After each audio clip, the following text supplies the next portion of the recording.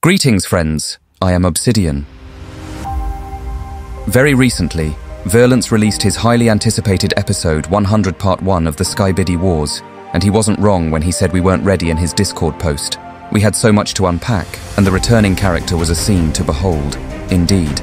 But before we get into today's episode, make sure you subscribe to me so you don't miss future analysis and theory videos from me. Also, give this video a like, as it will help me. Let's begin.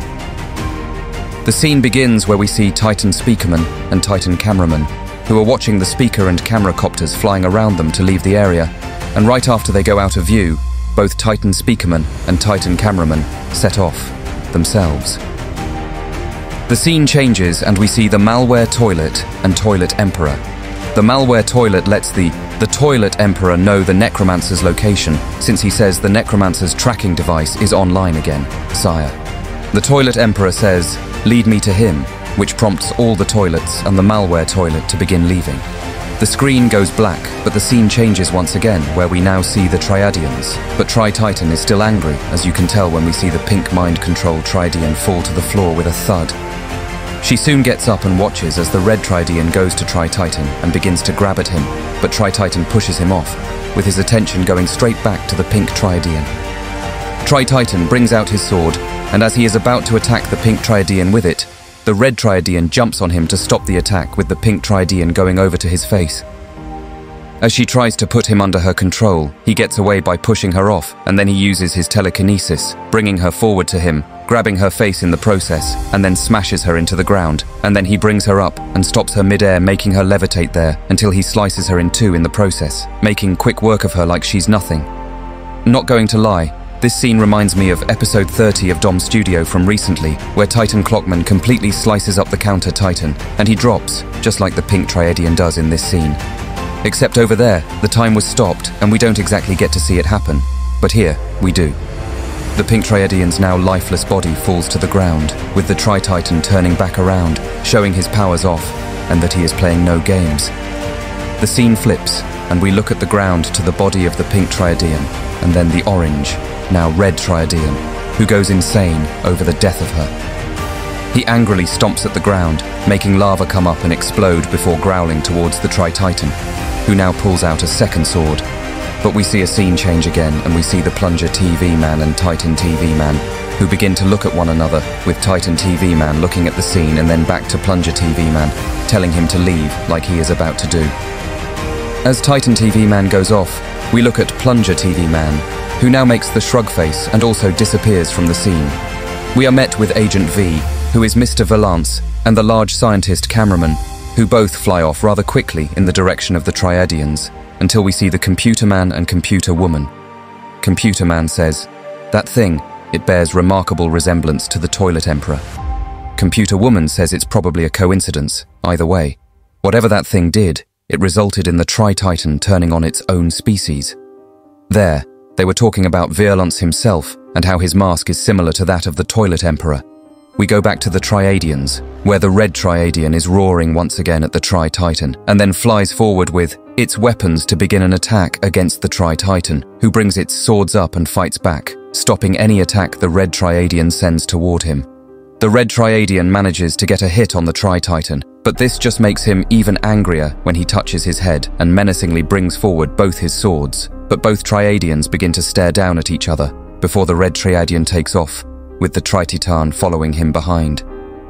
The scene changes once again, and we are in space, where soon we see both the Triadians show up at the speed of light, who continue to fly around and attack one another in an epic battle. This whole ordeal reminds me of the show Invincible, spoilers ahead by the way, but it reminds me when Omni-Man the Viltrumite went against his own kind after being experienced to what it's like being human, and because of his son Mark, or Invincible. He decided that he wasn't going to follow the Viltrumite rule in conquering other planets and preparing it for their rule, and so he went against some Viltrumites in episode 4 of season 2, and those are the vibes that I am getting here, with the Triadians. Honestly, there have been quite a few references to Invincible in this Skybiddy Wars universe, which I really appreciate, as I really am a fan of that series myself. They continue fighting until Tri-Titan comes forward and makes the screen go black again. We are now back on Earth, where we see the Computer Man and Computer Woman again, where the computer man says it's safe to say that the Tri-Titan and the remaining Triadean is distracted for now, but who knows what will happen once their conflict blows over. We look back to Computer Woman, who says to Computer Man, "It's hard to say, but whatever is going to happen, we are going to have to gather everyone." We see the computer copter come into scene as Computer Woman continues talking, where she says, "I'm assuming the cameras and speakers are all on their way back to the headquarters." Also, during this scene, we see Titan Computer Man fly over as the computer copter lands, and Computer Man tells Computer Woman, "We should head back there as well. The Toilet Emperor is more than likely planning the same thing." It's been a while since we have seen or heard anything from his underworld followers. He'll probably return alongside the Necromancer and the Phantom, so we'll have to be prepared for everything. Little did they know what kind of predicament the toilets are in right now, but we'll get to that in a moment. There's another scene change, and we see the Toilet Emperor and the malware toilet landing in the area that the Necromancer is at, since the tracking device led them there. The Toilet Emperor says to the Necromancer, "So, this is where you have been hiding," while the malware toilet says this form of undisclosed absence is treason. Necromancer: "What is it with the Skibidi creators this week? First Defuk, now Violence. I guess treason is definitely on the menu. The difference is that here, we know what kind of treason that the Necromancer committed, but in the original universe, we have no idea what G-Man did to cause treason." The Necromancer looks on at them and then begins to laugh like he always does, with his eyes going towards the army of toilets he has brought forward to form his own army. The Toilet Emperor looks to the Necromancer and says to him, "I see you have amassed an army of undead units for me. They will bow to me alongside yourself." The Toilet Emperor's core begins to light up as he says, "And I will spare your life," but the Necromancer seems unamused and tells him, "I am no puppet, mortal," which only angers the Toilet Emperor, making him step closer to the Necromancer. The Toilet Emperor brings out his weapons as he emits a loud booming sound which makes even Necromancer flinch a little. Emperor Titan tells Necromancer, "Bow to me," but this only makes Necromancer look at him, laughing once again and attacking him by throwing his scythe at his shoulder, but it doesn't do much damage. The Toilet Emperor begins to send a core energy blast and some laser blasts out to the Necromancer, but he laughs during this attack like a total psychopath, which soon makes the Toilet Emperor stop the attack and pull the scythe out of his shoulder. Ungel, I'm getting Art the Clown vibes from the Necromancer. They're both always menacingly grinning. The malware toilet brings the Necromancer closer to him, and while he is laughing, the Toilet Emperor swipes the Necromancer's head clean off and pulls apart his face, throwing the remainder of it on the floor. We see the scene change, and the Necromancer's toilet army watch on as the face of the Necromancer lands nearby them, with his eyes still glowing from inside. We see the toilet smiling menacingly as the Necromancer begins to talk again by saying, "You are weak to the Toilet Emperor," and continues on calling him a phony as his green essence begins to rise up, and he continues. He tells the Toilet Emperor he is a pathetic excuse of a ruler. "I will show you what a true conquest looks like."